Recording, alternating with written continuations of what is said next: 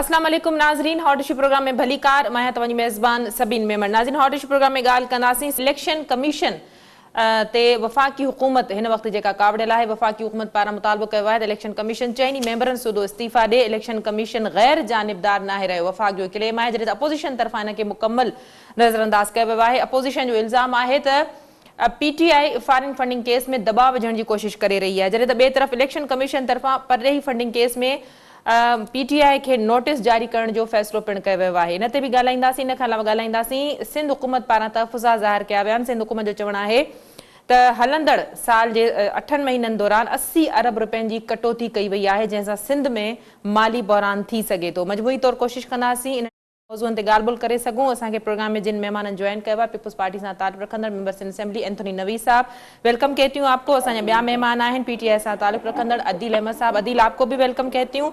असांजूं टियों मेहमान आहिनि GDA सां ताल्लुक़ रखंदड़ नुसरत सहर अब्बासी। नुसरत, तव्हांखे भली कार, तव्हां प्रोग्राम में ज्वाइन कयो। क्यों इलेक्शन कमीशन को इतना तकरारी बनाया गया है, मुल्की इदारा है, वफाक का क्यों एतबार नहीं रहा? बिस्मिल्लाहिर्रहमानिर्रहीम, बहुत शुक्रिया जी, आपने अपने प्रोग्राम में मौका दिया। देखें, इलेक्शन कमीशन ऑफ पाकिस्तान का किरदार जो है वो फ्री एंड फेयर इलेक्शंस करवाने का होता है। किसी भी जमहूरी मुल्क में और डेमोक्रेसी के अंदर ये इलेक्शन कमीशन की जिम्मेदारी होती है कि वो फ्री एंड फेयर इलेक्शंस को इंश्योर करे।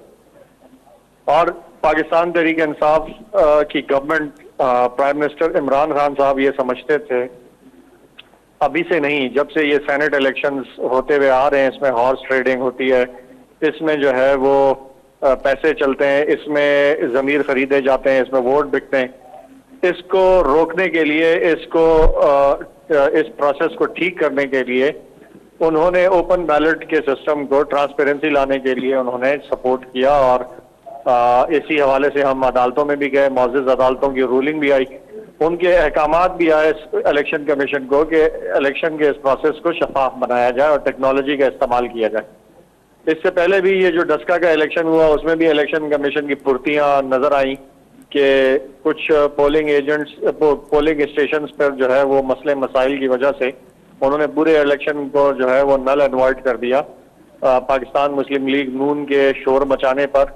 और मैं ये कहूँगा कि उनके कंसर्न्स के ऊपर, लेकिन इतना बड़ा सेनेट का जो मसला खड़ा हुआ उसमें वीडियो सामने आई, उसमें लोग जो है वो खरीद और फरोख्त करते हुए नजर आए। सिंध के एक वजीर साहब जो है वो 50% डेवलपमेंट फंड्स जो है वो कमीशन के तौर पर ऑफर करते हुए नजर आए। अली हैदर गिलानी, जो यूसुफ रजा गिलानी जो मशहूर है हार चोरी के लिए, जो टर्किश फर्स्ट लेडी ने, आप समझते नहीं है कि ये मुल्की इदारों पे इस तरह की इल्जाम तराशी या इस तरह के मामलात मजीद जो है मुल्क को पीछे की तरफ ले जाएंगे? देखिए, इल्जाम तराशी की तो मैं बात ही नहीं कर रहा, हम इल्जाम तराशी की बात ही नहीं कर रहे, हम फैक्ट्स के ऊपर बात कर रहे हैं कि बावजूद सुप्रीम कोर्ट के अहकामात के उनके क्लियर इंस्ट्रक्शंस थे कि इलेक्शन कमीशन की जिम्मेदारी है कि वो इलेक्शन को फ्री एंड फेयर बनाए, टेक्नोलॉजी का इस्तेमाल करके ये जो हॉर्स ट्रेडिंग या जो भी इल्जामात लग रहे हैं इनको जो है वो रोका जाए। और इलेक्शन कमीशन के पास वाज़े सबूत भी आए, वीडियोस भी आई, पूरे मुल्क ने देखा, कौम ने देखा, मीडिया ने चलाया उसको, आपके तवस्सुत से लोगों को पता चला कि जो यूसुफ रजा गिलानी जो चेयरमैन सेनेट के उम्मीदवार थे, उनके बेटे जो है वो रिश्वत देते हुए वोट अदील साहब, इस पे जो स्टेटमेंट्स आई थी, इस पे एक तरफा कार्रवाई नहीं हो सकती। ये कहा गया था कि दूसरी पार्टी के मेंबरान को भी देखा जाएगा, उनकी शमूलियत को भी देखा जाएगा। ये एक स्टिंग ऑपरेशन था, ये एडमिट किया गया था। मेरे साथ एंथोनी नवी साहब। एंथोनी साहब, मेरी आवाज आ रही है? मेरी बात अगर मुकम्मल जी प्लीज, मैं चाहूंगी दूसरे मेहमान भी टाइम जी प्लीज। दूसरे मेहमान से भी आप राय ले लें, मेरी राय मुकम्मल होने दें जी। कि ये जो सब वीडियो सामने आने के बावजूद इलेक्शन कमीशन का किरदार जो है, उन्होंने कोई कोशिश नहीं की इस प्रोसेस को ठीक करने की, तो हम ये समझते हैं कि वो मुकम्मल तौर पर नाकाम हुए। और जो इदारा अपना काम करने में नाकाम होता है उसको अपनी ओहदों पर रहने की कोई जवाब बाकी नहीं रहता, उनको मुस्ताफी होकर घर जाना चाहिए और कॉम्पिटेंट और अच्छे लोगों को जो है उन इदारों में आना चाहिए। एंथोनी साहब, गुफ्तगू आपने सुनी होगी अदील अहमद साहब की। उन्होंने कहा कि जो इदारे अपना अफ़ाल किरदार अदा नहीं कर सकते, सुप्रीम कोर्ट की रूलिंग के मुताबिक इलेक्शन कमीशन की जिम्मेदारी थी फेयर एंड फ्री इलेक्शन, उसमें उनका कहना है कि इलेक्शन कमीशन का रोल जो है गैर जानिबदार नहीं रहा, उन्होंने अपना सही किरदार अदा नहीं किया, तो मुस्तफी हो जाना चाहिए उनको। क्या कहेंगे आप? देखिए जी, पहली बात तो ये है कि हुकूमती इदारों पर इनकी एक आईनी हैसियत है, उस पे इस तरीके की तनकीद करे और उन इदारों को प्रेशराइज करने की कोशिश करे और उनको डिफेम करने की कोशिश करे, उनकी जो हैसियत को जो है वो मुतनाज़ा बनाने की कोशिश करें, ये हुकूमत को जो है ये देख लेते हैं। पहली जो बुनियादी बात यह है। और फिर दूसरी बात यह है कि चंद माह पहले ही वज़ीर आज़म साहब किसी इलेक्शन कमीशन की तारीखों के जो है वो पुल बांध रहे थे, तस्वीरें उनके लिए पढ़ रहे थे, तो उस वक्त ये इलेक्शन कमीशन ठीक था। लेकिन जब से एक तवातर के साथ एक मुल्क में ज़िमनी इलेक्शन हुए हैं, चाहे वो कराची में मदीर का इलेक्शन हो, सांगर का इलेक्शन हो, सरपारकर का इलेक्शन हो, बलूचिस्तान का ज़िमनी इलेक्शन हो, PPK का ज़िमनी इलेक्शन हो, हुक्मरान जमात को जिस तरीके की शिद्दत का सामना करना पड़ा है, फिर उसके बाद जो डस्के के इलेक्शन में इन्होंने धांधली करने की कोशिश की और इलेक्शन कमीशन ने अपना आईनी किरदार अदा किया, उसके बाद इलेक्शन कमीशन इनके लिए जो है वो किसी भी सूरत में काबिल कबूल नहीं रहा। इसलिए तो हुकूमत के इशारों पे नहीं चला, उन्होंने इंडिपेंडेंटली जो आइन के तहत उनको इख्तियारात हासिल है फ्री एंड फेयर इलेक्शन करवाने के लिए, जब उन्होंने उस चीज को यकीनी बनाया तो आज वो बुरे हो गए हैं। दूसरी बात ये है कि ये बात करने से पहले ये सोच रहे हैं कि ये जो इनके अपने MNAs, एक इखलाकी जिम्मेदारी भी होती है ना पॉलिटिकल लीडरशिप की, जो जिनके बारे में इनके अपने इतिहादी कहते रहे हैं कि हाँ जी इन्होंने पैसे लिए, अब पैसे किससे लिए कैसे लिए वो भी चले एक डिबेटेबल चीज है, लेकिन जिन्होंने दिए उनको इन्होंने एक NRO देख अपने पार्टी का हिस्सा बना लिया, इसलिए इनकी अपनी जो हुकूमत जो थी वो बिल्कुल नोक पे खड़ी हो गई। अगर ये बात करते हैं कि यूसुफ रजा गिलानी साहब के साहबजादे की, तो फिर अपने उन पार्लियामेंटेरियन की भी बात करेंगे जिनके बारे में शेख रशीद साहब कहते रहे। फिर अगर ये टेक्नोलॉजी के इस्तेमाल को उस चीज से तशबीह देते हैं जिस तरीके से इन्होंने सेनेट के इलेक्शन को कैमरों की मदद से कोशिश किया कि हम उसको अपने लोगों को मॉनिटर कर सके जिन पे इनको इत्मीनान नहीं था, तो मेरा ख्याल है कि ये किसी भी तरीके से जिम्मेदार पार्लियामेंट के मेंबर होते हैं, ये उनकी असल में इज्जत का मसला होता है कि आपने अपने लोगों पर इत्मीनान नहीं किया और एक बदनीयती और उसका सबूत दिया। जी अदील साहब, गुफ्तगू आपने सुनी एंथनी नवी साहब की, क्या कहेंगे आप? देखिए, एंथनी साहब के लिए निहायत इज्जत और एहतराम है, लेकिन इनका जो आर्गुमेंट था वो मुझे बिल्कुल भी समझ नहीं आया। उसकी वजह यह है कि इलेक्शन कमीशन का ये जो आर्गुमेंट दे रहे हैं कि अगर इसके खिलाफ कार्रवाई हो तो उसके खिलाफ भी होनी चाहिए। भाई हमने कब मना किया? हम तो ये कह रहे हैं अक्रॉस दी बोर्ड जो है वो एक सिस्टम नाफिज होना चाहिए जो सबके लिए यकसा निज़ाम हो। वो हमने ये कब कहा है कि हमारे मेंबरान अगर कहीं कोई गलती करते हुए पकड़े जाएं तो उनको बख्श दिया जाए, इलेक्शन कमीशन उनके खिलाफ कोई कार्रवाई ना करे? हम तो ये कह रहे हैं कि जो वीडियोस आई हैं उनमें जो भी हैं, जो भी किरदार उसमें आए उन सब के खिलाफ कार्रवाई हो। जी हम ये चाहते हैं कि जो निज़ाम है इलेक्शंस का वो फ्री एंड फेयर हो, ताकि कोई भी पार्टी जो है वो उस पर वो ना करे। दूसरा, इन्होंने कहा कि हुकूमत प्रेशराइज करने की कोशिश कर रही है इलेक्शन कमीशन ऑफ पाकिस्तान को। हुकूमत अगर प्रेशराइज करने की कोशिश करती तो वो इलेक्शन से पहले करती और ऐसा प्रेशराइज करती कि बिल्कुल अच्छे बच्चे बनकर जो है ना इलेक्शन कमीशन जो है वो इलेक्शन कंडक्ट करवाता। आदिल, फॉरेन फंडिंग वाला मामला भी है, इलेक्शन कमीशन की जानिब से तहरीक इंसाफ को नोटिस जारी करने का फैसला किया गया है, ये भी कहा जा रहा है अपोजिशन की जानिब से। हाँ, जब हमने मुस्ताफी होने का डिमांड की तो उन्होंने नोटिस जारी कर दिया ना। ये इससे और ज्यादा हमारा आर्गुमेंट जो है वो पुख्ता होता है कि इलेक्शन कमीशन बायस्ड है, इलेक्शन कमीशन जो है वो किसी की इशारों पर चल रहा है, जो पुरानी वफादारी है उनकी वो निभा रहे हैं। इससे तो ये आर्गुमेंट को और आदिल साहब, इस तरह तो फिर पीडीएम नेब पे इल्जाम लगाती रही। इस तरह अगर हर इदारा मुतनाज़ा बनता रहा और हर पार्टी की मर्जी के खिलाफ अगर फैसले इसी तरह आते रहे, उनको इसी तरह चैलेंज किया, इस तरह मुतालबा किया गया, तो फिर तो भाई हमारे खिलाफ तो कोई फैसला नहीं आया ना। हम तो सेनेट का चेयरमैन जीते हैं, हमारा तो सेनेट का चेयरमैन बना है, हमारे तो खिलाफ कोई फैसला नहीं आया। लेकिन हम फिर भी इस प्रोसेस को ठीक करने के लिए हम ये समझते हैं कि इलेक्शन कमीशन का किरदार जो है वो गैर जानिबदाराना। ठीक करने का क्या यही तरीका है कि इलेक्शन कमीशन को मुस्तफी होने का कहा जाए? बिल्कुल ऐसा ही है। अगर एक इदारा नाकाम हो जाए, मैं आपको एक मिसाल देता हूँ सिंध के इलेक्शन कमीशन की, जब सेनेट के कागजात नामजदगी जो है वो मंजूर हो रहे थे हमारे नाम पे, मेरे अपने नाम पर, मेरे कुलीग अरसलान ताज घुमन MP है सिंध असेंबली के, उनके नाम पर एक खातून रुकन जो है वो जाके इलेक्शन कमीशन में पेपर जमा करा देती है और हमारा नाम इस्तेमाल होता है, ना हमारा वहाँ पे सिग्नेचर होता है, ना हमारे NIC की कॉपी जमा होती है, ना हमारे MBA कार्ड की कॉपी जमा तो होती ये है। तो आपको अपने मेंबर के खिलाफ कार्रवाई करनी चाहिए ना, ये तो जिसने फॉर्म जमा कराया उससे पूछना चाहिए। मेरी बात मुकम्मल जी प्लीज जी। अगर आप बीच में इसी तरह इंटरप्ट करेंगी तो मैं नहीं समझा पाऊंगा जी प्लीज आवाम को, ठीक है। अगर इलेक्शन कमीशन गूंगा बहरा बनकर, नाअहल बनकर, बगैर रिक्वायरमेंट पूरे किए हुए एक जो कैंडिडेट है उसका फॉर्म वो जमा कर ले, तो ये इलेक्शन कमीशन की नाअहली नहीं है तो और क्या है। हमने जाके रिक्वेस्ट की कि ये हमारी मर्जी के खिलाफ इस कैंडिडेट ने नॉमिनेशन जमा की है, इसकी नॉमिनेशन को कैंसिल किया जाए। रिटन एप्लीकेशन मैंने जमा करवाई, लेकिन स्क्रूटनी के दिन तक उसका नाम नहीं निकाला गया। उसका नाम मौजूद था स्क्रूटनी वाले दिन भी। तो ये इलेक्शन कमीशन का किरदार रहा है इस इलेक्शन में, इनकी निकम्मापन, नाअहली का ये इनका हाल रहा है कि इन्होंने ना सिंध में, ना पंजाब में, ना KPK में, ना बलूचिस्तान में अपने फराइज को पूरा किया। हुकूमत की जिम्मेदारी होती है कि जो आईनी इदारे हैं उनको आइन और कानून के मुताबिक जो वो काम कर रहे हैं तो ठीक है, नहीं कर रहे तो उनको ठीक करने की जो है वो कोशिश की जाए।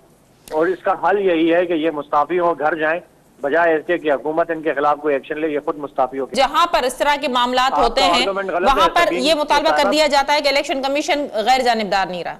आपका आर्गुमेंट गलत है। हमने कामयाबी हासिल की है, इसके बावजूद हम मुतालबा कर रहे हैं। हम नाकाम नहीं हुए इलेक्शन में। चलें जी, हमारा चेयरमैन सेनेट बना है। देखिए सबीन साहब, अर्ज ये है, मैं दोबारा आपसे बात करूंगा कि जैसे ये जो तवातर के साथ ज़िमनी इलेक्शन में इलेक्शन कमीशन ने जिस तरीके से अपनी आईनी हद में रहते हुए जो मैंडेट, जो स्कोप कॉन्स्टिट्यूशन की तरफ से इलेक्शन कमीशन ऑफ पाकिस्तान को मैसर है, अभी तो सही तरीके से उन्होंने उस पावर को एक्सरसाइज भी नहीं किया ना।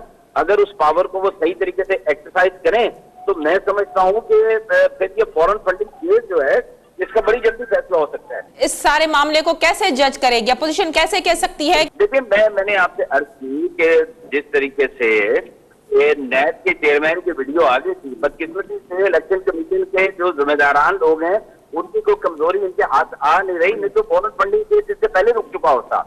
आज चूंकि फॉरेन फंडिंग केस की तरफ इलेक्शन कमीशन का बिल्कुल मुकम्मल तवज्जो है, वो चाहती है कि जो उनके पास पेंडिंग केसेस हैं वो सेटल डाउन हो सके और जो कानून के तकाजे, इंसाफ के तकाजे हैं वो पूरे हो सके। इस पे गैर जरूरी प्रेशर डालने के लिए इलेक्शन कमीशन को जो है वो इस तरीके से उनसे इस्तीफों का मुतालबा किया जा रहा है।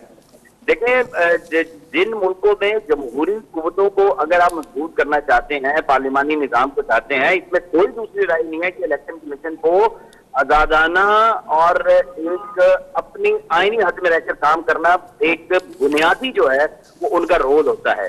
आज इलेक्शन कमीशन ने हुकूमत की तरफ से जिस तरीके से डस्का इलेक्शन को चोरी करने की कोशिश की थी, इस पे जो उनका स्टैंड रहा है वो सख्त नापसंद है। प्लस फॉरेन फंडिंग केस पे इलेक्शन कमीशन ने जिस तरीके से प्रोसीडिंग स्टार्ट की है वो PTI को नापसंद है।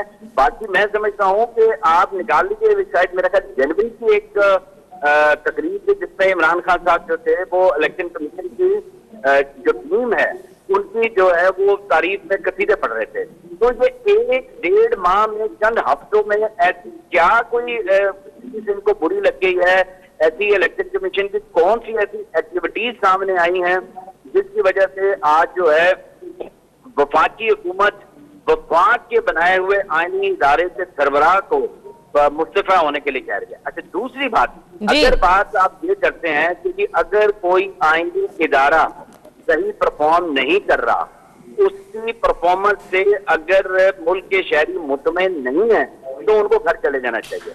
मैं अदील साहब की इस आर्गुमेंट से मतलब 100% मुतफिक हूँ, लेकिन मैं अपने मुल्क में जब चीनी की कीमत देखता हूँ, मैं अपने मुल्क में जब आटे चोरी को देखता हूँ, मैं अपने मुल्क में एक ना रुकने वाला ये जो खिलाफ है, जो पेट्रोल की कीमत की बढ़ती हुई सूरत में लोगों को दबो के लेके जा रहा है, बिजली की ये जो ना रुकने वाली कीमतें हैं, अब इसमें भी तो हुकूमत की परफॉर्मेंस ही तो क्या आप हुकूमत से मुतालबा करते हैं जो हुकूमत ने इस वक्त इलेक्शन कमीशन से किया है, ये कहना चाह रहे हैं आप?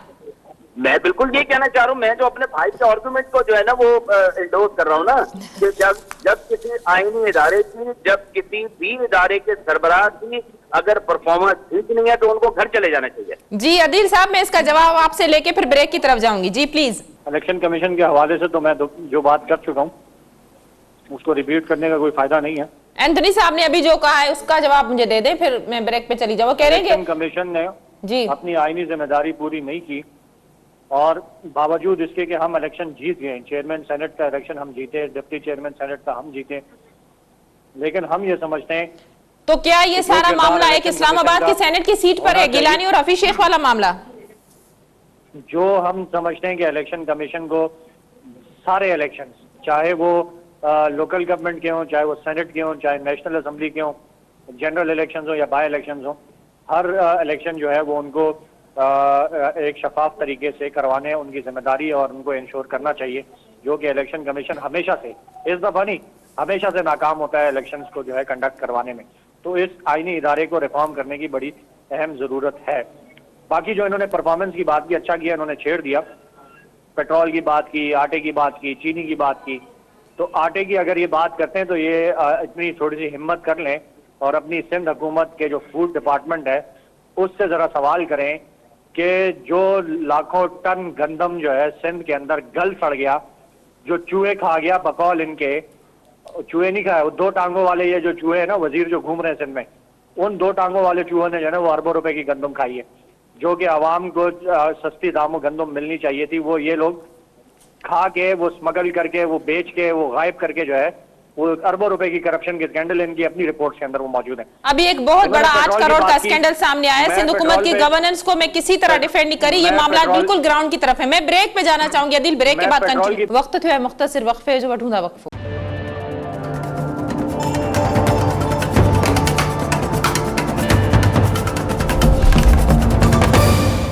वेलकम बैक नाजरीन, प्रोग्राम ने सिलसिले के अगते वधाइंदा। ये मुझे बता दें कि सिंध हुकूमत को 80 अरब रुपए कम मिले हैं एनएफसी के पैसों में से।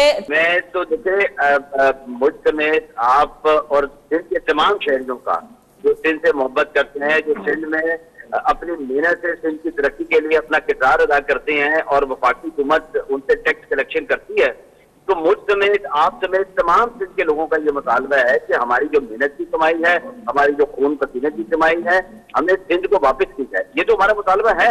अब ये कब मिलेगा, ये एक बहुत बड़ा सवाल है जिसका जवाब मैं भी ढूंढ रहा हूँ, आप भी ढूंढ रहे हैं और हुकूमत सिंध भी ढूंढ रही है।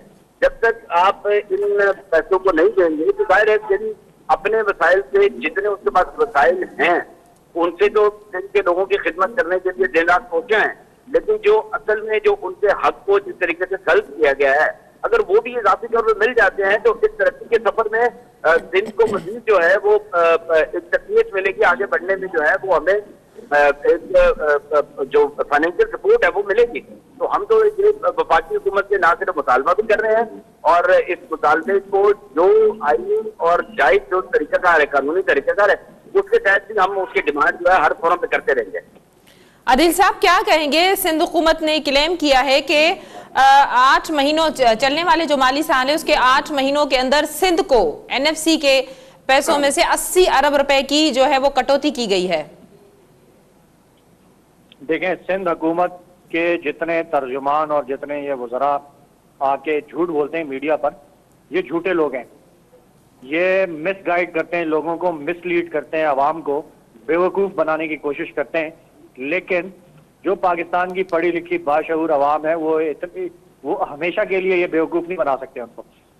एनएफसी अवार्ड का जो प्रोसीजर है, जो उसका फार्मूला है, जो उसका तरीकाकार है, वो ये है कि जिस तरह से आपकी टैक्स कलेक्शन होती है, एक टारगेट होता है कि इतनी टारगेटेड टैक्स कलेक्शन होगी और एक असल रिसीवेबल्स होते हैं जो असल में कलेक्ट होती है, और उस जो एक्चुअल टैक्स कलेक्शन होती है उसका जो हिस्सा होता है फार्मूले के तहत वो चारों सूबों को मिल जाता है। वो वफाकी हुकूमत रोक ही नहीं सकती। वफाकी हुकूमत के पास कोई ऐसा तरीका नहीं है कि वो होल्ड करके रख ले या रोक ले उन फंड्स को। वो चारों सूबों में जो है वो तकसीम होते हैं। होता यह है कि अगर फॉर एग्जांपल हमने टारगेट रखा 10 रुपए टैक्स कलेक्शन का और 8 रुपए जो है वो टैक्स कलेक्शन हुई, तो उसमें से अगर 2.5 रुपए शेयर बनता था तो 2 रुपए मिलेगा, क्योंकि एक्चुअल टैक्स कलेक्शन उतनी नहीं हुई। लेकिन इस दफा जो है वो भी केस नहीं है, वो भी ये गलत कोट कर रहे हैं, इस तरह की कोई बात नहीं है। तो क्या सिंध हुकूमत गलत बयानी से काम ले रही है? अदील साहब ये कहना चाह रहे हैं कि सिंध बात है सिंध के तर्जुमान और सिंध के जो वज़रा हैं और जो लोग हैं जो आगे मीडिया पर आवाम को मिसलीड करते हैं, वो सिंध के आवाम की दुख में, इनकी तकलीफ में इतने दुबले हो रहे हैं। इनको इतनी फिक्र है सिंध के आवाम की कि सिंध के जो आवाम का डेवलपमेंट बजट है, जो डेवलपमेंट पे खर्च होना चाहिए पैसा, उससे ये लोग इस्लामाबाद में सेनेट की सीट खरीद रहे हैं। इनको शर्म नहीं आती, इनको शर्म नहीं आती। इनको शर्म से डूब मरना चाहिए कि इनके वजीर नासिर शाह साहब की ऑडियो कॉल है कि वो उधर MNAs को कह रहे हैं कि आपको हम अगले 3 सालों में 30 करोड़ का बजट देंगे तरक्याती, और उसमें आपको तो पता है 50% जो है वो आपका कमीशन होगा। ये सिंध के तरक्याती बजट में से 50% जो है वो आपको ऑफर कर रहे हैं सेनेट की सीट खरीदने के लिए। सिंध का पैसा इस्लामाबाद की सीट खरीदने के लिए ऑफर कर रहे हैं। इनको शर्म नहीं आती। ये सिंध की आवाम की बात करते हैं, ये सिंध के आवाम की जो है वो इनको तकलीफ है, इनको दर्द है, ये दुबले हो रहे हैं गम में। ये असल में बेशरम लोग हैं, झूठे लोग हैं, आवाम को मिसलीड करते हैं। मैं इस तरह के अल्फाज जो है वो ना किए जाए इस्तेमाल। नासिर शाह साहब नासिर शाह साहब के बाप का पैसा है जो 50% कमीशन वो ऑफर कर रहे हैं इस्लामाबाद की सेनेट की सीट खरीदने के लिए। इनसे सवाल करें ना जरा। मैं अदील साहब मैं ये कहना चाहूंगी सियासत से इस कल्चर को खत्म होना चाहिए। इस तरह की लैंग्वेज और गैर पार्लियामानी अल्फाज काइंडली। सीट खरीदी है जी एंथोनी साहब प्लीज। पैसे से सिंध के बजट से, तरक्याती बजट से इन्होंने इस्लामाबाद की सेनेट मैं जी एंथोनी साहब जी प्रजा गिलानी की सीट इन्होंने सिंध के गरीब लोगों के तरक्याती। अदील साहब मैं चाहती हूँ पीपल्स पार्टी का मौक़िफ़ ले लूं। मैं चाहती हूँ पीपल्स पार्टी जी। कुछ नहीं होगा, 3 दफा इस बात को रिपीट करने से कुछ नहीं होगा। असल बात यह है कि खाक में मिल गए नगीने लोग, हुक्मरान बन गए नगीने लोग।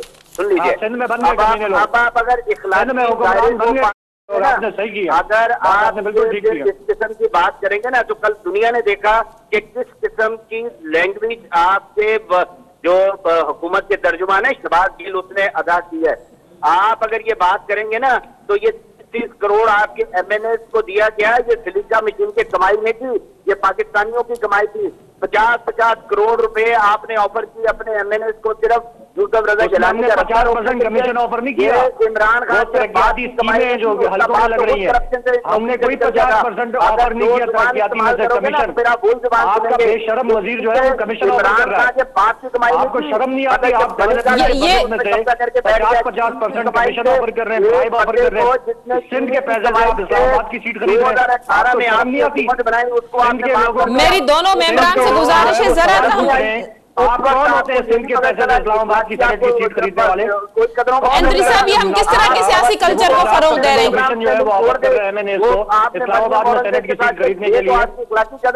आप हमें मतलब हक कैसे पहुंचता है? आप 50% जो है वो कमीशन ऑफर करें लोगों को। करोड़ रुपया आपने ये असल में इनका चेहरा जो है, जो भी अच्छे बनने की कोशिश करते हैं, ये बुरी तरह बेनकाब हुए हैं। सिंध का सारा बजट जो है, जितनी तरक्याती स्कीमें होती हैं, इन्होंने खुद एक्सेप्ट किया है कि 50% ये कमीशन खाते हैं। 30 करोड़ दे दिया, तरक्याती स्कीमों में 50% कमीशन खाते हैं ये लोग, तो पहले करो अपने, और उसी कमीशन से ये बहुत बहुत शुक्रिया आप दोनों मौजूद मेहमानों को आपने आज के प्रोग्राम में ज्वाइन किया। नाज़रीन अॼो के हॉट इशू प्रोग्राम जो वक्त पड़े पंहिंजी पुॼाणी ते पहुचे थो। सोचण जी ॻाल्हि इहा आहे त अवाम पंहिंजो वोट ॾियण वक़्तु इन ॻाल्हि खे ज़रूरु ध्यान में रखे त उहे पार्टियूं छा इन क़ाबिल आहिनि त हिन मुल्क जे 22 करोड़ अवाम जे मसइलनि जी तर्जुमानी करे सघनि। जिते सियासत में अॼु इहो कल्चर अची वियो आहे, जिते इदारनि जे मथां इल्ज़ाम लॻंदा हुजनि, जिते इस्तीफ़ाउनि ऐं इन तरह जी लैंग्वेज, इन तरह जे अखरनि जो इस्तेमालु थिए, उते ये पार्टियूं या उते ये हुक्मरान, उते ये हुकूमतूं अवाम जे अहंजनि खे कीअं सम्झी सघंदियूं, उन्हनि जे लाइ कीअं कमु करे सघंदियूं। अॼोके प्रोग्राम में एतिरो ई। ईंदड़ प्रोग्राम ताईं ॾींदा इजाज़त। अल्लाह भाई।